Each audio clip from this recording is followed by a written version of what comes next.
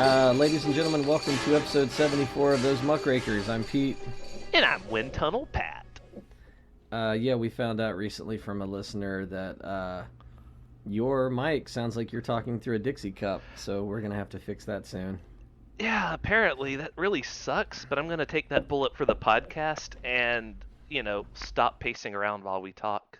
Not that that'll fix this mic, just I need a stationary, professional mic to talk through, because apparently just a gamer headset does not produce the best sound quality, and I'm not a sound guy, so I can't hear it. It sounds fine to me. Well, my mic sounds so good that I guess by contrast it makes yours sound like crap. That just means we got to break your mic, and then we'll be fine. Speaking of which, just a quick plug. I was on a podcast last week that's pretty cool called $1 Million Day Player. So if you get a chance, you get bored, you want to hear some deep cuts about movies, go on over and look up $1 Million Day Player. It's fun. There's an episode with me on it. Muckrakers are an infection, and we are spreading. Yep. So how do you want to start this one today? You want to start with some Dear Abby? Yeah, let's throw it up to the Dear Abby. I was thinking recently, dear listeners, that maybe our format should be something like a news story, and then we go into the Dear Abbies. But we don't have that much this week. Well, for the listener news, I'm gonna start calling it Dear Patty. Dear Patty. Dear Patty. Dear Patty. So today's Dear Abby. Oh God, there was two of these I found. I'm gonna do the less horrible one. Because I think you'll enjoy this one. This one's titled "Mother-in-Law's Nighttime Attire Causes Consternation." Is that anything like constipation? I don't know if constipation is a word, but I know consternation sounds like something a fucking what do you call that? An old prospector would say. You're right. Consternation, which just goes to show that Confound it! The only people writing into Dear Abby are like old baby boomers. 49ers, 1849ers, that is. Yeah. There's gold in them dar hills. Well, apparently there's some gold in the mother-in-law's nighttime attire. Dear Abby, I have a wonderful mother-in-law whom I love very much. She frequently stays overnight in my home. I also have 2 young sons. My mother-in-law recently mentioned to me that she doesn't wear underwear to bed and never has, including while staying at my house. I'm troubled by this because she wears nightgowns to bed, and I'm afraid my sons might accidentally see her lady parts. Also, she sleeps on my furniture like this, and I feel that it is disrespectful and unladylike. I don't know how to... Yeah, it reminds me... Sorry, can I cut in? Yeah. I hate to interrupt you, but it just reminds me of an episode of The Venture Brothers where Brock Sampson was staying over at the Monarchs, and he was like, why are you wearing those clothes that you slept in? And he's like, I didn't sleep in my clothes. Number 42! Burn his sheets! Well, I mean, she's not naked. The lady goes on to say, I don't know how to say that. I say that to her for the sake of my furniture and my sanity. I need her to wear underwear to bed when she stays at my house. Do I broach this subject, or am I being unreasonable? Proper in Ohio. Because you didn't respond to her immediately, you've made it weird. Yeah. What you should have done is, as soon as she's all like, I don't wear underwear to bed, be like, wear fucking underwear then! Jesus Christ! Don't say it like that. Be like, well, could you? Because you didn't say anything and you're like kicking the can down the road, this is like weeks later. It's like, hey, remember whenever you talked about your lady parts being all flippity flappity on my couch? Maybe I shouldn't. See, that's just weird because now she knows you've been thinking about it for weeks if you bring it up again. No, she's wearing a nightgown. She's not fucking bare ass in the couch. I mean, I don't know. She's not. I'm picturing it being very windy inside of his house. Like he sleeps with all the doors and windows open, so her nightgown's frequently blowing up, like those old timey movies. Singing in the rain. She's not doing the boot scoot and boogie across the lanai. Like, come on, man. I actually like the response to this one. Abby responds, what your mother-in-law wears to bed is her business, not yours. Unless your little boys are playing peekaboo underneath her nightie, they won't notice. How long is that garment anyway? Because I agree. Nighties reach down to your ankles. Maybe. I guess I was picturing it like stopping at her waist. Just like a half shirt? No. Yes. She's just wearing a half shirt. She's basically wearing the equivalent of like a nightdress or a robe. I guess, yeah, that's... Yeah, okay, she sounds covered then. I was picturing something totally different. No, this lady just seems crazy, and I do like the fact that Abby uses, with this nightgown on, there should be no booty contact with your sofa. Okay. That sounds fair then.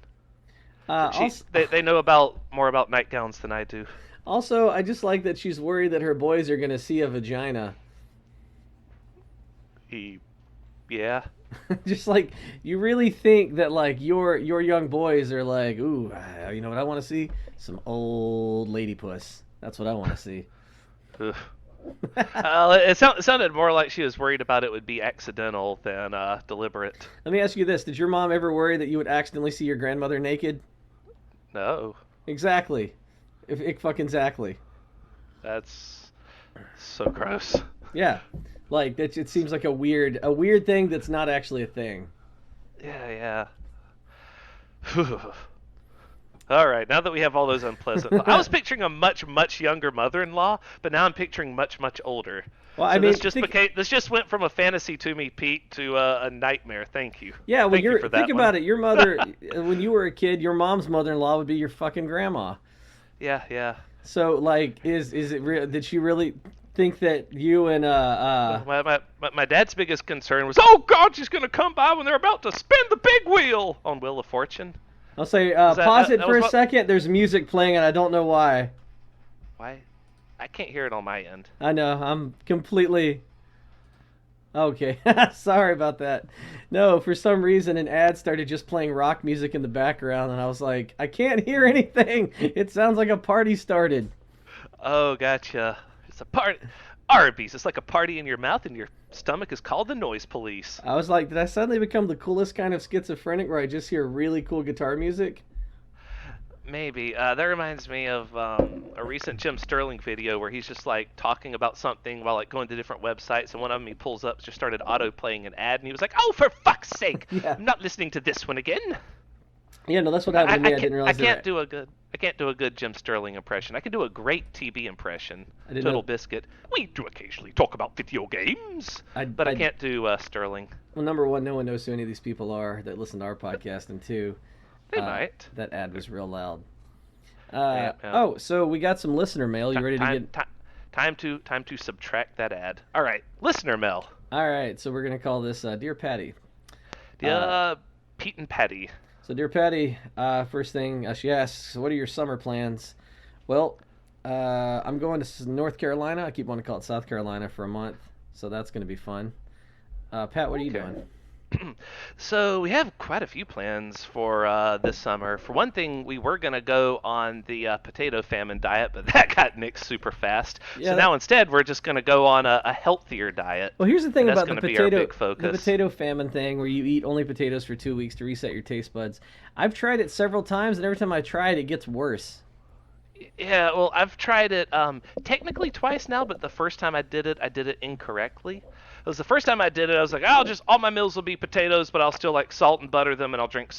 Actually, back then I was still drinking sodas too, so it was like really unhealthy. Since then, I have cut sodas out of my diet, but when I was doing it properly, where like the only thing you can drink is like water, you could do black coffee or unsweetened tea, but nothing else, right? So basically, it's just fucking potatoes. You can't add anything. You can't add a little bit of butter. You can't add a little bit of oil. Yeah, it's supposed nothing. to be deprivation for your mouth. Like you're supposed to completely reset your taste.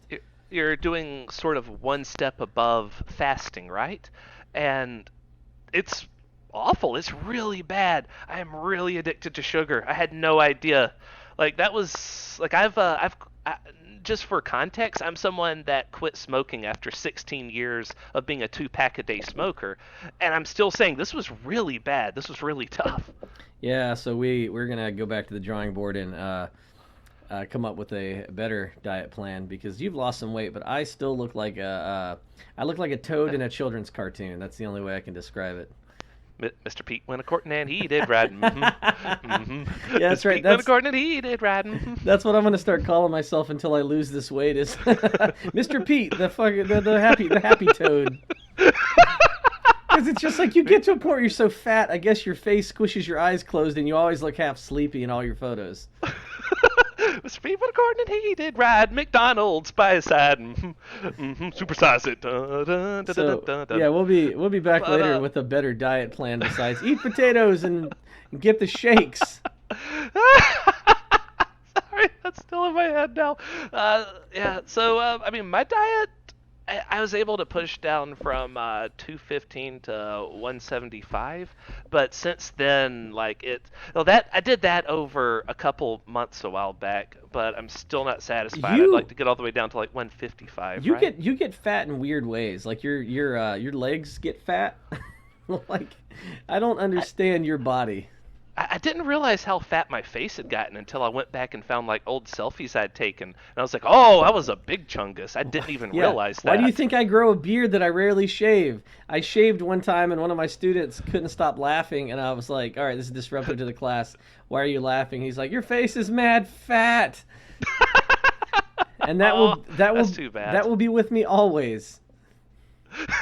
That will be with you always. That's an Obi-Wan Kenobi quote. So listener goes. God, you started looking like Lumpy Hannity, where you're just like a thumb with a face drawn on Pretty it. much, I'm a thumb with a beard. Yeah, We're gonna fix it though, Pete. Don't worry. I hope It'll so. be everything will be perfect. I'm pretty depressed. But the question, what are you doing for your summer? We just discussed what we're not doing for the summer. Well, we're still sort of doing it because the Furman diet calls for the introduction of what he calls G-bombs into your diet, which are greens, beans, onions, mushrooms, berries, and seeds. And That sounds like a world's worst salad. It kind of is because he recommends putting a lot of this together into a salad What are you and eating? just having What are like you a eating? giant Berries fuck-off and salad every berries and day. onions. You know, I like the sweet, and then I like to be real sad and surprised. But anyway, we're gonna tinker with that and come back to y'all, the listeners, with what our new diet is whenever we have hammered it down. But the other thing we're doing is we're gonna be writing a lot over the summer. Still up for that, right, Pete? I'm putting you on the spot here. Got to do it. As long as it doesn't feel as bad as eating only potatoes for a day. God, that was so awful. Oh my And God. it was just one day. We're gonna I was- die. We're gonna die in the apocalypse. There's no way we're gonna make it. I was texting or messaging on Facebook or one of those, and I was trying to say like the gum is just out of my reach, but I so want to go for it, and it auto-corrected gum to gun, and I almost didn't correct the autocorrect. I'm like, no, that also sounds right. I got a new diet. I so want to reach for it. You eat only bullets for 2 weeks and see how much weight you lose by the end of it. I'm pretty sure you'd lose a shitload of weight after one bullet. But the book, as far as the books go, I want to go ahead and pitch this book way before it's finished. It's called Monster World, and it's already written. I finished it, and Pete is reading it for what do you call it? Quality control, because it has a whole lot of stuff in it that can really be that really needs to be touched up on that I can't see because it's my baby, right? And Peter has to go through it with a fine-tooth comb and say, no, that's bathwater still. You got to throw that out. This is baby. That's bathwater. Let's fix this. And I'm very, very slowly doing that. Yeah. So yeah. When that's done, that'll be published. But for now, we also have a bunch of other stuff to do this summer. It'll be books that we'll tell you about as they're finished that will be thrown up on Amazon. But Monster World's like the big project. Yay, Monster World. Well, I was gonna hit you with another news story, but it turns out Snopes told me it wasn't true. Let's go back to the listener email. Listener says, I want to say I appreciated your attempts to lighten the brevity of the concentration camps we have at our borders. That's what I love, that we can bring levity to the Holocaust. You know. I agree with you guys. The more you kept trying to make it funny, the worse it sounded. Yeah, absolutely. I don't know what else to do. We were literally torturing that torture. So the big yeah. She echoes something we echo too. Is we feel helpless to help the kids. Like I don't know what else to do. Because people are going down to donate items to them and they're being turned away. So right. So there's like, God, I almost quoted the "nothing you can do about it, folks" line again, but well, like she wanted to ask about the videos with Sarah Fabian from the Department of Justice in that circuit court judge video, which was pretty fucking dumb. That actually brings me to my That's Cute news for the week, if you'd like to do that. Yeah, tell me what's cute. So in the Sarah Fabian vid, the listener asked if we seen it. Yes, I did see it, and see that's why I have to bring up. just recently, two different Americans who were kidnapped by terrorists had stuff to say about the Sarah Fabian video. One was kidnapped by Somalian pirates, and the other one was kidnapped by the Taliban, and they have both made public statements that the conditions they live under while captured by pirates and terrorists were considerably better than the condition America is putting children under right now at the southern border baby cages. Because the pirates and the terrorists at least gave both of them basic amenities like soap and a toothbrush. So America treats its prisoners, which aren't even treats their kidnapped victims, literal kids that they have napped at the border, most of them asylum seekers here legally, we treat them worse than pirates and terrorists, including our arch nemesis, the fucking Taliban, treats their American prisoners. Ain't that something? That's my That's Cute news for the week. Well, I mean, it's all going according to plan because their whole thing is it's a deterrent. So if we... No, it's not! Deterrents don't work. In fact, it's doing the opposite. It's doing the opposite. Coyotes are right now telling everyone, America's about to close the border. You really should get along there now or never. Trump's efforts to stem the tide of immigrants is having the dead opposite effect. It's making more than ever before come flooding to the border. But they don't care I hate using the word flooding. That's Fox News' word for it. But whatever. You get the idea. They don't care about that. All they care about is, putting kids in cages and the word deterrent. It's a nice, easy concept for people to grasp. It's not complex, and it's very simple. And it's like a lot of things that I think is a societal, systemic disease that we want. Basically, McDonald's for everything. So this is the McDonald's of fixing the immigration issue. It's quick, it's easy, and it's terrible for everybody. And it especially affects children. It's a simple plan for simple people. Yeah. So Sarah Fabian, did that whole thing where it was in court. They're not giving kids the amenities, and the judges were pissed too. It's just, it's sickening. And I think what we've talked about. You've seen all the different those photos of how a genocide works, and we're right next to just executing people. Because that'd be a deterrent too, right? Why don't we just shoot all these people at the border and save ourselves some money?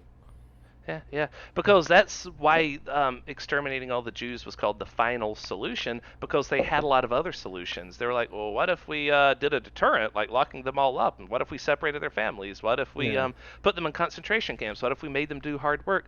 And then finally they were like, look, we've tried everything, but the Jews are still here. Well, what if we just exterminated them? Yeah, that's what it's going to get to.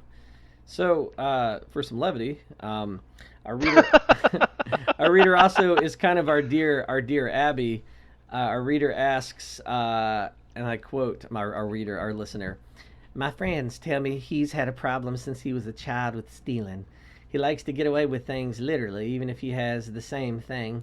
He claims the earliest memory of him stealing was taking a Snickers bar from the grocery store on his way out because he was short and the clerk couldn't even tell someone slipped by.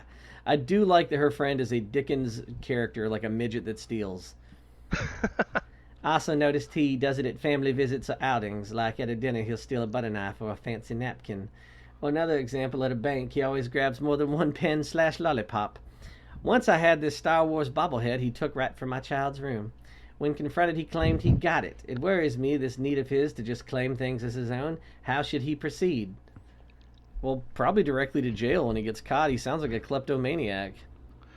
Yeah, it's a bit like that. So, my read on this was that his theft to him is a bit like a hobby. Mm-hmm. Like, he likes collecting things. He likes owning things. He likes the thrill of the hunt, the thrill of the chase. Right. So, my first suggestion is to try and approach him with the offer of, well, what if you wanted to collect a moral or a conscience or a moral compass, right? And have that in your little box. But no, for real though, suggest to him that he changes his hobby from that to something else that's not criminal. Like, what about rock collecting? There's a lot of very shiny baubles out there that you can go and find, and they don't belong to anyone. So, and you can challenge yourself. They don't have to be rocks on the street or gravel or some bullshit like that. It could be a rock you find on a hike. That way you have to go and do something challenging. You meet that difficult thing, and then you find a cool rock somewhere, right? Like a geode or some shit. And then that can be yours now. You sound like the world's best TV dad. Because my advice to this guy is basically basically from the was it The Dark Knight Rises when the Joker's like, well, if you're good at something, never do it for free. And that one's a squealer. I can always tell. Tell him to become a detective. That way he's stealing, like, I don't know, secrets from people, and then he sells them. I'd up the ante, because I don't know, this is terrible of me. I think kleptomania sucks, but it's also like, isn't there something fun about being with that person when you're just like, you're like at a bank and they're like, I fucking stole that dude's tie, and you're like, are you fucking kidding me? That's hilarious. I honestly thought that a listener was going to tell us when he's at a bank he always steals money, and I'm like, that's a bank robber and that's a felony. Speaking of felony, though, that would be my second bit of advice. Okay, let's say owning stuff is what matters to him most, right? Well, he could either take up rock collecting like I suggested, stamp collecting. He could download Pokemon Go and go out there and collect all the Pokemon, and that could be his. Or maybe what he's most interested in is the thrill of almost getting caught. Right.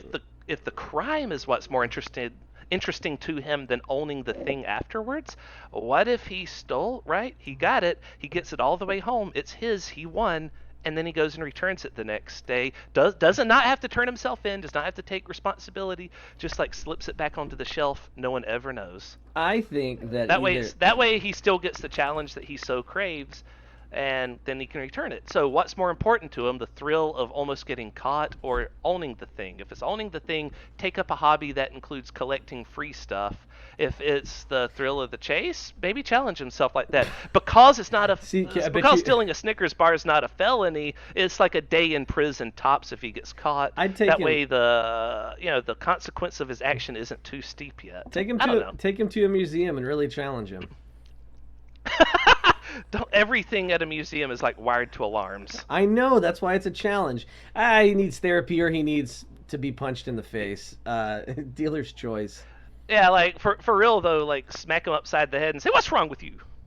Or just your family just surrounds him and beats the shit out of him for stealing from the family. I don't know. Sounds like a fun. Oh, I was about to say, what's that movie? But it's Office Space, right? He could be the printer from Office Space, and the rest of your family is the disgruntled employees, just surrounding it with baseball bats. Sounds like a fun guy, though. So our next listener question, dear Pat, my cousin Sarah, name changed, loves to take everyone's photos.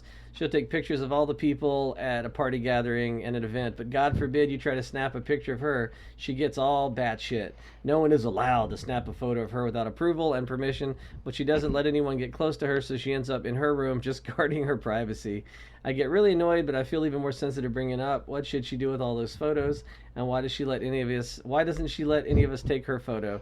Well, I can tell you why she doesn't want anybody to take her photo. You ain't got no alibi, you ugly. You ugly. Suggest to her a makeup kit. Perhaps some plastic surgery. Or the Muckrakers diet, the one-day potato famine. One day you really, really reach for that gum. So... That's a good question. What does she do with the photos? When I was reading that, I was picturing her putting up the photos of everyone on like Facebook or something. But if she just keeps them in a collection, well, you know who could find out what she does with the photos, right? The guy from the previous question. Her other friend, yeah, he could go and steal all the photos back. Yeah. Oh my God, this all works. It's perfect. Well, why does she do it? I don't know. She probably feels very self-conscious about herself and doesn't like the way she looks in photos. Yeah, you know. Yeah, I mean, she clearly places a lot of value in someone's image. That's why she has to collect the image of others. She puts a lot of value in it because that's why she doesn't want people taking her own, but she feels like she has a level of control capturing everyone else's image. And at the end of the day, this sounds like weird, but mostly like a harmless quirk to me. Yeah, I mean, it's just a weird thing someone's doing like that we talked about earlier. I don't like photos of me either because I look like a bearded toad. I'm gonna think about that every time I eat unhealthy now. Thank you. You're welcome. Because I mean, stop eating McDonald's. Just cut out the fast food, and you'd be surprised. Like that's 5 pounds right there. I eat cheeseburgers the way a toad eats flies. Just you know what I mean. And even then, I'm like, did you just tongue whip a cheeseburger in your own mouth? While watching Netflix in your room. And then Peter replies, "Umi see me solo." Ho ho Yeah, ho. that's what I'm going for. I'm gonna become like Jabba the Hutt. It's gonna be great. The Daphne pops up. So, Like what's the thing's name that's on his tail? Salacious Crumb. Yeah, she's your Salacious Oh Crumb. no, my cat would be Salacious Crumb. Oh, that's adorable. Meow, Yeah. meow, meow, meow, meow, meow, meow, meow. So this next one is a personal question from a reader. It says, "Dear Pat, I don't know why I care so much about what other people think about me. Not so much the extent of changing who I am, but I have this almost incessant need to convince others that I am worth value. I want people to like me and connect with me so much that I get very close and personal very quickly with strangers. What bothers me is that I say and replay scenarios and interactions with people that I have disagreements or arguments with. It will literally bother me all day that every person that I see that day, I will tell them about that interaction to prove I'm right. It's honestly quite draining, and I feel sometimes I'm not able to be genuine with others. Please advise." I do this any time in my life that I have been real inebriated or way too high. I do this. Yes. What So is this? continually replay every interaction you had with somebody. Like Yeah, it that's is. Now, to our listener, I will say that's actually human nature. That's not just something that you do. I swear to you, everybody does that. Like, I will, if I do something in a public interaction that comes off to me as awkward, I will stay up at night replaying that in my head. I don't do But that. I'm gonna let Peter finish. I don't do that so much, but I only do that when I'm under the influence. That's the only time I'm like, oh man, do you think that gas station clerk from 3 days ago thought I was weird when I bought a bottle of water? Yeah, see, this is how do I put it? It's human nature to want to fit in with the herd, to not stand out. So anytime you do something that you consider out of the ordinary, or in your case, you're saying you feel like someone else did something out of the ordinary, and you want to make sure that what you did was correct, you'll replay that scenario endlessly as just sort of a way of extrapolating. What did you do right? What did you do wrong? What did you possibly do wrong? What could you have done better to have served your purpose more correctly? How could you have explained to the other person in that situation that you were right more succinctly? There's a million little things, and these are all things that are actually good for you, right? It's good to learn from your mistakes so that you don't repeat them in the future. And think of every single time this happens not as a bad thing, but as a good thing, because it's another learning opportunity for you, right? You have to make mistakes before you can learn from them. You have to be in awkward situations before you can learn how to not be awkward. And there's never going to come a time in your life in which all that disappears, right? Reaching perfection is like reaching the speed of light. It's only something to pursue. It's never something you can actually reach. I think that That like all that said, you do have to play it out only to a point, and then learn to let it go, because I think you it's going to gotta. drive you crazy. After a while, you have exhausted every possibility. Like Doctor Strange in the not the Endgame movie, but the first one, the first Thanos movie. He looked through all 1 million possibilities of how this could Yeah, play out, and they won and only one of them.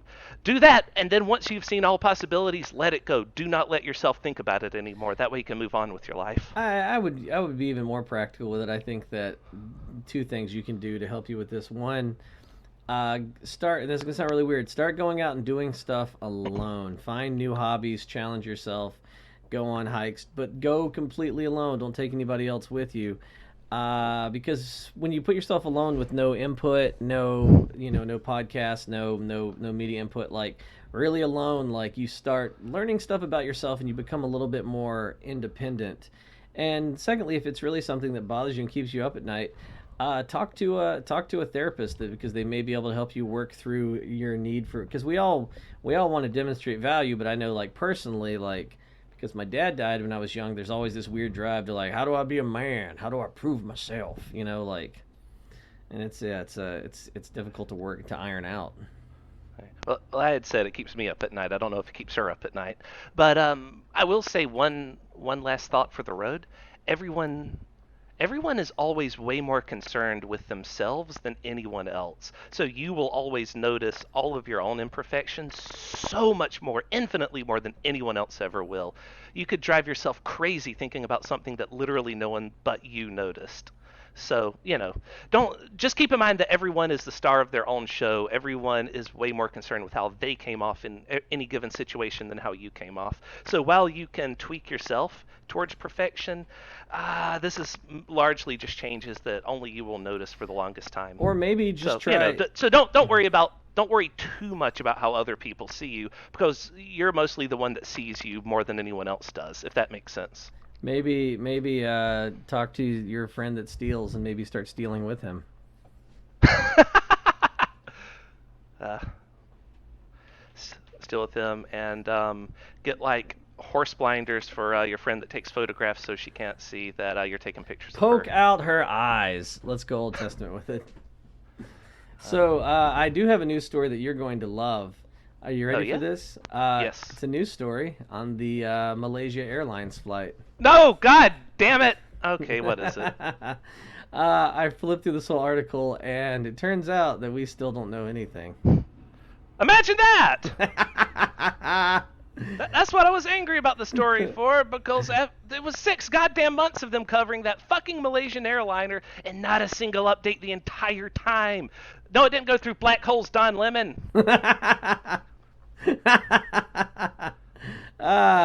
was a thought he had. I really don't. By the way, I really don't fault him for saying that. It's funny that he said it, but I mean, to his credit, he's expected to fill up a lot of fucking airtime talking about nothing. Of course, he's going to say, silly shit when you just point a camera at him and they're like, talk for 5 hours about nothing. And he's like, what?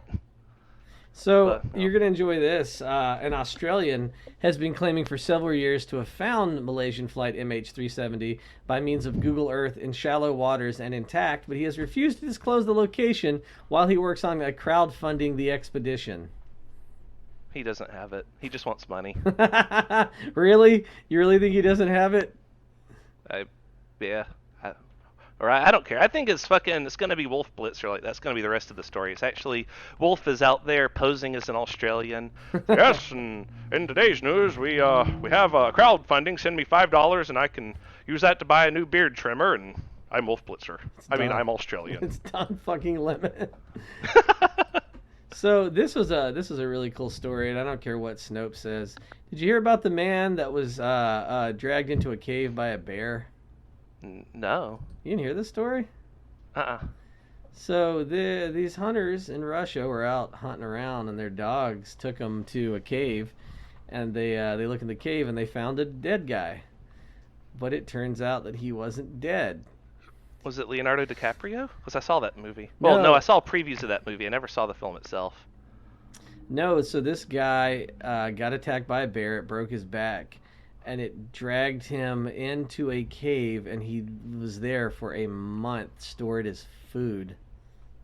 Huh. It says he stayed alive drinking his own urine. I don't know what he ate, but I guess he was... Well, if the bear is storing food there, he probably stored other food around him, and then he just ate the bear's food that was stored there with him. So this comes out of Russia, so everyone's kind of like, I don't know if this is real, but like, holy shit.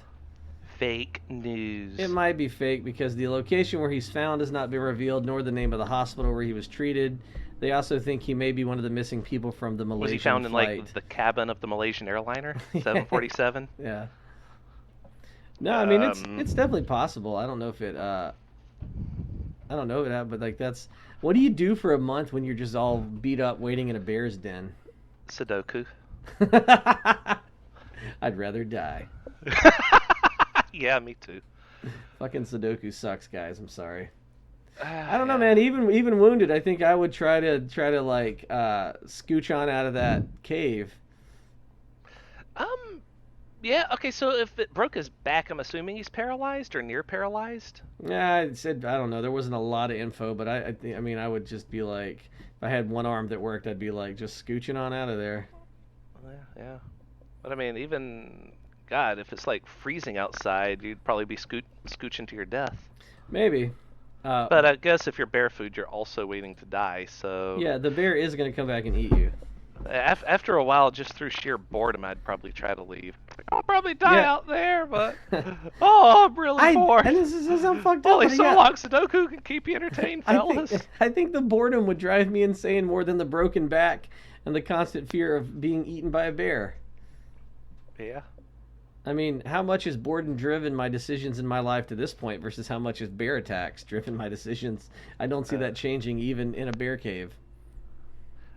Even right now, I would say about 50-50. 50% boredom, 50% mortal terror, 50% bear. 50% bear. Yeah. I would, I So, would, I would wait till he left and just try to set a bunch of bear traps. Just like I would just home alone the shit out of his cave, you know?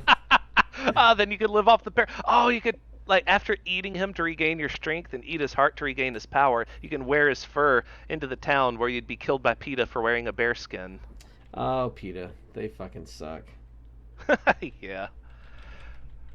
So we have a couple news stories this week. Stuff that I thought was last week's news, but I guess not. Okay, not only did last week last forever, yesterday lasted forever. Yesterday was like 7 weeks long, wasn't it? Well, that's what happens when you stop eating food and start eating just potatoes. Yeah. Oh my God. I remember at like 3:11, I was like, "Oh, this is going on so long." And I like got up, did some stuff, took a shower, like I tried to occupy my brain, and I'm like, because my work day doesn't end till 5, so the boss can still send me like last minute assignments. I'm like, okay, it has to be after 5 by now. Let's see. And I look at the clock, and it's like 3:12, and I'm like, what? Well, that's the thing about horrible stuff, time being relative. If you want to live forever, eat nothing but potatoes. The sadness will make each day seem 1,000 years. Yep. Oh my God. It's like being in the Sarlacc pit from Star Wars. We're like, you'll be slowly digested over 1,000 years. You're like, I'll fuck. slowly digest potatoes over 1,000 years. Yeah. It's like I told Pete, even first thing in the morning when I was still relatively sane, it's like, unsweetened tea tastes a lot like sweet tea, but with added sadness. Well, your brain didn't even work. You talked to me like there was a 5 second delay between your thoughts and your words. Yeah, you had said something about it sounded like I was on opioids. My thought then, but I couldn't say it, was that this is like if I was on opioids, then stopped being on them. Right. Well, sugar. I think us muckrakers need to take the official stance that sugar needs to be a Title I drug, right? I agree with that. I do think that sugar should be a Title I substance. I think people should go to prison for Owning it. Yeah. For owning more than like a gram of sugar. Like if they pull you over and they're like, "What do you got here? A couple kilos of pure white sugar." Yeah, I think I'd be as okay with that as locking people up for weed. Yeah, like legalize pot so we'll be able to survive the sugar apocalypse, and then like at the end of it we'll all be so much healthier as a nation. Oh my God, it'll be so nice. Yeah. But Well, all right, I guess. Speaking of nice for nation, you want to go into the Supreme Court decision on Thursday? Yeah, let's get angry for the nation. Rucho versus Common Cause. So they took it to federal court, the policy of partisan gerrymandering. If you don't know what gerrymandering is, that's when they get to redraw the voting districts, and they do it in such a way that whoever draws it does it so that their party can win. One of the guys was even quoted as saying, when they asked about the gerrymandered district, he goes, "Well, I think that the government is better with Republicans, so I drew it so that more Republicans would win." I think his actual quote, or whenever they said, why is it so that this is redrawn so that 7 districts are Republican, 1's Democrat? And he said, because I couldn't draw it in any way that there would be 0 Democrats winning. Yeah, so that went to the Supreme Court. Basically, if you look at a map of a state and there's like an even distribution of Democrats and Republicans across it, depending on how you draw the district lines, you can get it so that there is, let's say 5 Democrats, 5 Republicans if you draw it like evenly. Like if there's exactly 50% Dems, 50% Republicans, there should be 5 representatives from each side going into Congress, right? Yeah. But how it works is that instead of having an even number of representatives, there could even be 60-70% Democrats in a state, but it would still be like 9 Republicans going from the 30% that are from the 30% of voters that are Republican, if you draw like crazy fucking shapes in how the districts look so that all the districts like loop around majority Republicans and then just like tail out into the Democrats, but keep a minority of Democrats every time it tails out into them, and then you can just sort of hack up the voting districts and then just draw like one big circle around the remaining Democrats and say, and that could be the 1 Democrat representative. So they went. It's total bullshit when they do this. By the way, it went to court, and the Supreme Court, and it seems terrible, but it's not as bad as it could be. Supreme Court basically ruled that they don't feel they have the standards by the Constitution to deal with district lines. And it also, in my opinion, proves that the Supreme Court is a bunch of partisan fucking hacks, because it was a 5-4 decision with all 5 in favor of gerrymandering being Republicans, all 4 not in favor of it being Democrats. Yeah. And who is it that abuses the fuck out of the gerrymandering system? Republicans. They do it just like there's been one case in the last 50 years of a Democrat abusing the system and like 100 cases of Republicans doing it. But because there's one case of a Democrat, the Republicans say, no, both sides. No, this is not both sides. The Democrats, by and large, play by the rules. Well, the thing that to their detriment, the thing that the article brings up, and the reason this is so bad now, worse than it's ever been, is because of technological improvements. Line drawers can use sophisticated software and demographic analysis to create more effective gerrymanders. Yeah, and what really sucks about that is that the RNC has access to all of that data you're just talking about, all the computers that can, with a fine-tooth comb, like chop up the districts in the most efficient way possible. And they sent all of that information to the Russians so that the Russians would know exactly where to laser target their propaganda efforts. And that's part of how President Trump stole the last election, is they were able to laser target just with a fine-tooth scalpel exactly who to flip in Wisconsin and Michigan and all those, to flip those states to Trump. What I think that I'm okay with them. And it has been proven that the RNC did send them that information. Just there's been no arrests because the Republicans control everything, so they're not going to choose to arrest themselves. Exactly. People can't police themselves. That's known. The thing is, like, so they didn't. It was a shitty ruling, but at least it wasn't a complete gerrymandering is okay. But the bigger problem is, when you try to be a strict constitutionalist, the problem is the Constitution is left very open and vague and flexible so that you can make rulings. So to argue that we don't have, that the court doesn't have the ruling to settle state electoral maps is kind of bullshit, because the Constitution gives, very, very wide berth for declaring stuff unconstitutional. The second problem is we're not supposed to have a two-party government. That's the other problem. I really think that we need to reconfigure our vote and our parties so that, like, there's a forced, maybe a third and fourth party, so that it never comes down to just two. You know what I mean? Yes. And that would kind of fix. Well, it wouldn't fix the gerrymandering, but it would definitely help. I think with gerrymandering, we just need a constitutional amendment, basically that all the states, all the voting districts have to be drawn in a reasonable, even manner, no matter who the party is. I agree. Because I don't care that Republicans win. I just want that the will of the people to be represented. So I don't want a tyranny by the minority.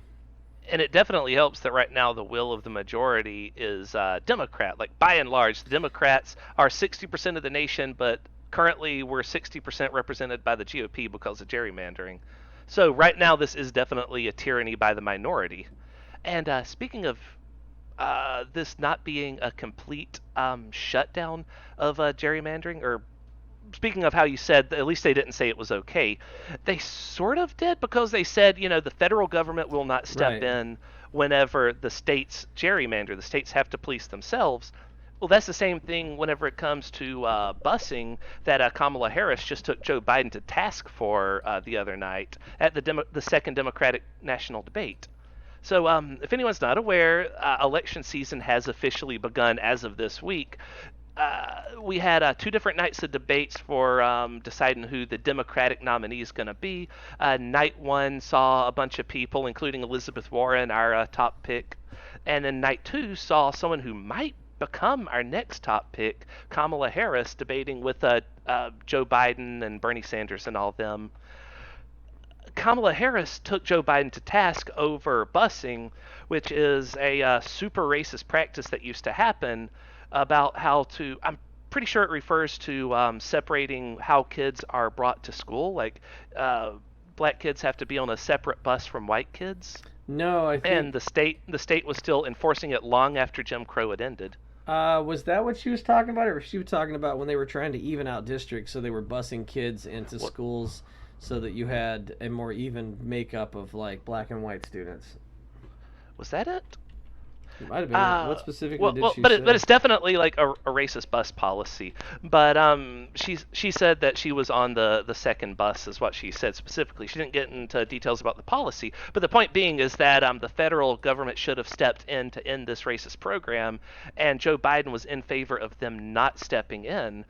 And he defended himself, saying, "Look, I was not in favor of busing. I was just not in favor of the federal government's overreach of state rights." And that's basically what's going on right now with gerrymandering. Is they're trying to decide between states' rights versus whatever. But of course, that's bullshit. Whenever they say that, the Republicans are definitely in favor of the federal government taking over states' rights when it serves their purpose. This always been a bullshit argument. Yeah, well, the idea that the federal government doesn't have the power to step in and Okay. settle stuff between states, that's clearly they settled the 2000 election between Bush and Gore, and now they're Yeah, saying, yeah. yeah, now they're That, saying that, they that, that can't. was in favor of the Republicans, so they were super in favor of that. And so now they're saying, I don't understand why anybody on the Supreme Court votes along party lines. It's like you're no longer accountable to that party. Like, in I don't fact, know. I think we should only be able to appoint Supreme Court justices that have no party affiliations. And going forward, you can't. If you're a registered Democrat or a Republican, you can't be on the court. I think that would Right be now, fair. I understand why renowned rapist Kavanaugh would vote Republican or vote along party line because he still feels like he owes the current president. But the others really shouldn't be beholden to anyone. Yeah, it's like you're there for life. So, yeah. S- But sp- redistricting is a huge issue, and it's only, yeah, like you said, it's only going to get worse when you can use a computer and be like, hey computer, or hey Google, how do I get the most Republicans arrested by redrawing a district map? And Google will be like, here are directions to completely gerrymandering a state. It's the same reason I don't want to get rid of the electoral college. Hmm. I'd like to adjust it, but I like the electoral college and the idea that it I, is. I just want to abolish it because what is it? Three of our last whatever.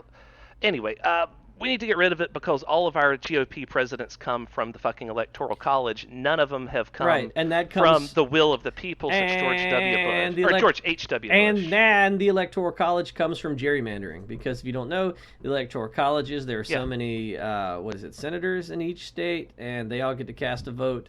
And if all those senators are Republican, even though all their states voted Democrat, they'll cast their vote for the Republican candidate, and that person will win. So yeah, yeah. it all ties together. It's one big stinky mess, All right. and I feel like there's nothing you can do about it. Nothing you can do about it, folks. Nothing you can do. I hate you. We've gone almost an entire podcast without talking about the fucking ass clown. Yeah, but we have to now because there's one more bit of news that everyone else is sweeping under the rug. Oh, is this something stupid? They're like, oh, he put his shoes on wrong. Like, I hate it when people do that. Oh no, it was his latest rape victim. He dismissed her by saying, "No, she's not my type." Oh yeah, That yeah, was yeah. his excuse for not having raped her. Well, Is that she's not the type of woman he would rape. right, exactly. It's kind of an admission of guilt. Like, she's not my type. So you do have a type that you would rape, is what you're saying. So that's 22 people now that have said that he does exactly what he said that he did on the Access Hollywood tape. But this isn't just grabbing her by the pussy. This is actual, fucking. Well, This is she says she has the dress, so I would very much like to see that analyzed. Yeah, so she still has the dress from that. She put it up in her closet, and she only got it out for the photo shoot for the being on the cover of the magazine. But the New York Times had a piece on it, but they stuck it way in the back of the issue, like in Right. the books section. And the New York Post buried the article because they've always been a partisan hack newspaper, and I can't believe that was a surprise for anyone. Of course, they had buried bad news Well, against Trump. I I knew that don't they were. I Well, don't the New York Post and the Washington Times are both hard right propaganda papers. They're not real news. I don't mean to make fun of rape or sexual assault anyway, but I do have a message for people. and that is, if someone tries to sexually assault you, rip their dick off. Rip their genitals off, all the way off. Because I guarantee you, this would be a stronger case if she was like, I have the dress, and also I have Trump's penis in a jar. Like, that would be very hard to put on the back page. I think that would be front page news. Mm. But yeah, it's just insane that like nothing is evaluated anymore. Like no, like you couldn't bring a rape case against him with all the evidence. Like he's Could you imagine if George H.W. Bush was like, I didn't rape her, she was not my type? That would be front page news for years. Yeah, we've entered a weird era, and I would very much like to get back to like taking things seriously and not just fucking, oh, he made a shitty glib comment about it. Blah, blah, blah. Yeah, like the bar has been lowered to the bottom of the ocean. It's fucking gone. Yeah, now there is no standards anymore. We're living in Caligula times. I can't wait till he no appoints a horse to Senate. I mean, why not? It's fucking anything goes at this point. I mean, he's already appointed no one to most of his cabinet positions. Well, everybody said that Caligula did that because he was crazy. No, he did that as a fuck you to the Senate. Yeah. Can you imagine if you just like started replacing like people in the White House with just cats? They just wander off everywhere. Senator Scratch and Sniff is pooping on my lectern. But yeah, so oh man, gerrymandering is a big place to start with, and at least the issue is still alive to be fought over. Unfortunately, we're going into a very dangerous election where things could be hacked, very, very likely to be hacked. Gerrymandering is still well present, and here's a question. We can take a bet on this. Do you think he's going to leave office after his second term?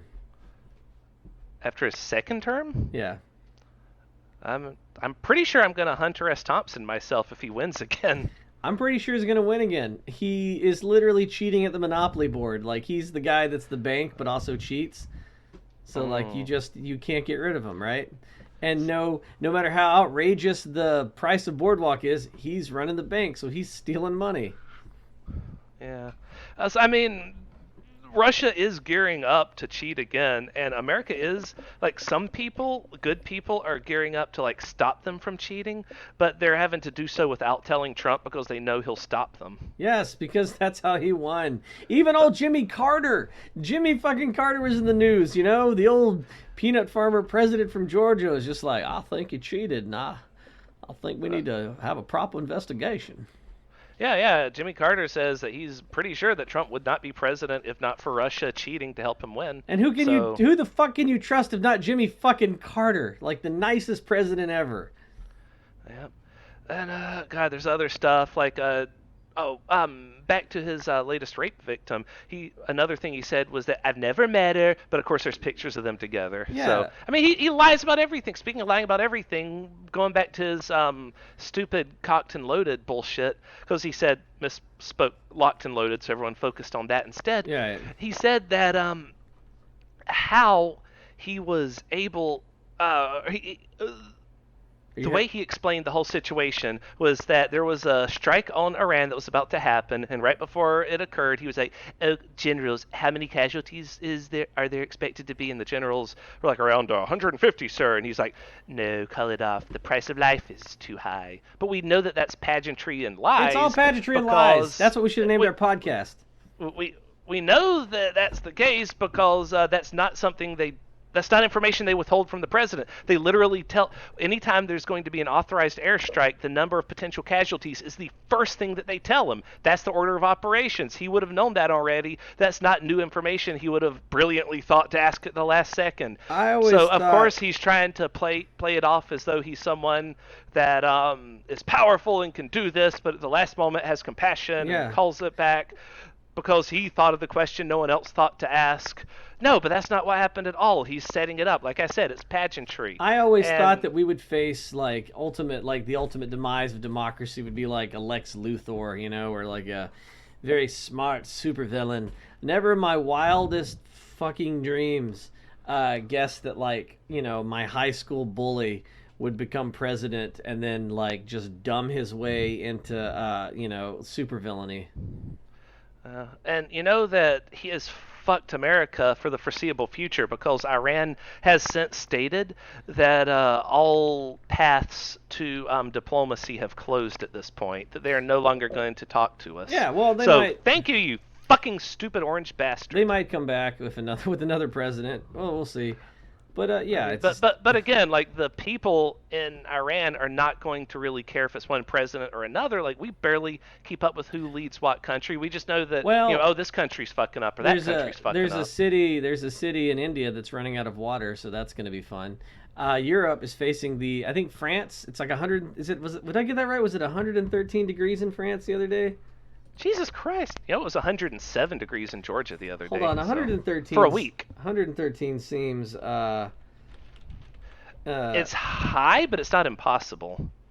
Like Death Valley can get up to what is it, 125? France records an all-time. Oh, it's fucking. No, 135. God damn it! Fuck you, BBC. I want to know what this is in Fahrenheit. 45.9%, 49.5 Celsius. Hold on. Fucking metric system. 45.9. Oh. C2F. Oh shit! It is I was right. 114.62. 114 degrees in fucking. Yeah, I'm still there. Are you still there? Okay. Yes. Fucking the. Yeah, no, we're just having a bit of lag again. Sorry. Yeah, 114 degrees in France. That's got to be the stinkiest place on earth right now with the cheese and the not bathing. Sacre bleu. I don't know if I've ever been in 114 degree heat. I mean, I've been walking around in 106, 107. It's unbearable. It's as bad as you would think. I thought 114 was like how hot it got in like the desert, you know? Yeah, it is. Jesus. Like Death Valley, the hottest desert on Earth, only gets up to around 130, 135. Really? And so that's peak temperatures of what Mother Nature can do naturally on Earth, outside of like volcanoes and shit. Nice. So, but that's an anomaly, right? That's an extreme anomaly. Yeah, well, that's happening in fucking France and goddamn Europe. It's 113 degrees. And that's also partially Trump's fault because we would be on the road to having a green future and a living future where humans can survive on Earth. If Hillary Clinton had been president, we'd have our windmill farms. We'd be shutting down bad shit. It's fine. I'm fine with it. I've accepted my fate. And anytime we're all just sitting around slowly dying of heat death and someone complains about it, I'm just going to look at them and be like, oh, yeah. Trump. Build that wall. See? You fucking happy? This is what we got. Now fucking shut up. You're wasting moisture. But one last bit of hope, though. One last bit of hope. What? Somebody's building a spacecraft to get us the fuck out of here? That would be nice. But Mueller is finally set to publicly testify on July 17th. Fuck him. I don't even give a shit about that fucking asshole. Well, we need to get the information out there because far too many people don't know what's in the report. He said, I'm just going to put this report out there and hope everyone sees it. Nobody read it, so nobody knows what's in it. And fucking AG Barr, like, here's the thing. You only get one launch date, right? You only get one release date. If a movie comes out and it initially flops, it takes it forever to catch on and reach cult status like 30 years down the road. If a video game comes out and flops, it'll never be known as a good game, even if it becomes good later. The Mueller report came out, but Trump had already set everything up by firing his old attorney general and appointing Barr, who is basically a defense attorney for the president, to bury the report. And even though it didn't stay buried, he buried it for long enough that the public stopped paying attention and stopped caring. There was one release date for the Mueller report, and it got fucked over. So now we're trying to recover from that and get enough people to realize, no, Trump needs to be impeached. That's what the report says. I'm surprised they didn't release this can help. I'm surprised they didn't release the Mueller report in theaters right next to Endgame. That would have been so much better. They're working on it, by the way. Like John Lithgow is reenacting the entire Mueller report, by the way. He's doing a drama. That man's a fucking national treasure, and we don't deserve him. So, I mean, people are working on it. They're trying to get the information out there. Too good for this world, John Lithgow. Too good for this world. Yeah. So Incoming transmission from the big giant head. We're gonna name this fucking episode "Third Trump from the Sun." Ugh, no, I don't want to put Trump's name in any of our episode titles. I don't. I've been avoiding that. Fair enough. Well, I feel like that's all the news that we've got for today. Remember to send us your listener emails, your queries, your questions, your comments. Hell, if you hate us, send us your hate mail. I've been trying to get us hate mail this entire time, and so far, nothing. I mean, we got it from that one Russian on the YouTube comments. Yeah, but he didn't actually send us an email. Also, I don't think he's a regular listener. Also, he's not like that one guy that went on to iTunes and gave us 1 star. Oh yeah, we're so every listener here, we're up to 7 ratings on iTunes now. Like 5 of them are 5-star, 1's 4-star, and 1's 1-star. And I'm pretty sure that's from someone I was arguing with on Twitter recently on the Muckraker account. Yeah. They just logged onto our iTunes and gave us 1 star because they were angry at us. Fair enough. Ratings a rating when you don't have any. Yeah. Yeah, so we're up to 7 ratings now. So everyone out there, if y'all don't mind, go to our iTunes page and do that. You can find us. Yeah, I was going to say, give them the socials, you asshole. You can find that on our YouTube tab at Those Muckrakers on Twitter. We're also thosemuckrakers@gmail.com. If you send in your own Dear Amy to thosemuckrakers@gmail.com, we could have an entire episode dedicated to you. Yeah. Wouldn't that be fun? You can also find our other episodes on youtube.com/thriftingtonpost. Yep. And you can follow me on Twitter personally at Lantis Armstrong on Twitter. That's LANTISARMSTRONG. I don't know what Peter's Twitter is, but I don't know if he wants to give that out. I don't know what my Twitter is either, so I'll have to figure that out. His name is at Peter Winnacorton, and he did ride. Anything else to add? Yeah, Wesley, you still have to go on the potato famine. That's right. You still got to do it, and then you can report back to us how it went. We'll let you know as we experiment with different diets on Wesley's body and the havoc it wreaks. Yar. Okay, well, I guess that's this episode done. That's all for this week. Remember, when the apocalypse comes, we won't be spared.